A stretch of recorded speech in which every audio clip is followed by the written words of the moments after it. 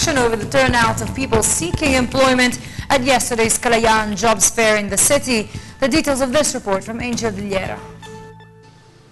Last 2012, 7.1 is the recorded unemployment rate, but this year it rose to 0.4. It is not a desired, but the Kalayaan Jobs Fair yesterday, simultaneous to the celebration of the Philippine Independence Day, proved to have a successful turnout as the number of applicants reached to 2,519. The falling in line for registration of applicants began at 6 a.m. and when it became a pandemonium of applicants, DOLE became unsure of what time to end the event that led to a plan on extension. The applicants were sandwiched to the lining area but no one filed complaints to authorities in the process of the jobs fair. Everyone were able to follow instructions of DOLE without any fuss. Experience ko sa job fair last year for me was that same lang naman, pero more companies for, ngayon marami ng companies like virtual assistants and everything, so Venerando C. Sobrano, Assistant Regional Director of DOLE or the Department of Labor and Employment, informed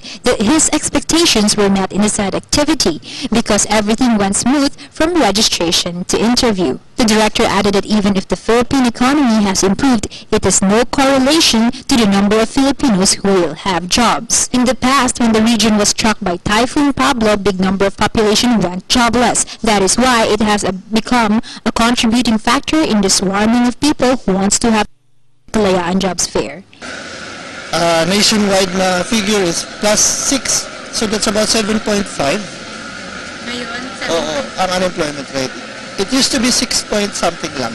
no, before. Even if the GDP is quite high, di ba? The GDP is one of the highest in Asia, 7 point something, di ba? Yung gross domestic product. But it doesn't follow na pagka maganda ang economy, ay mababa ang unemployment, di ba? Especially sa atin dito sa Davao because nasalanta tayo ng Pablo. So maraming walang trabaho. For People's Television, Angel Bizarro de Villera.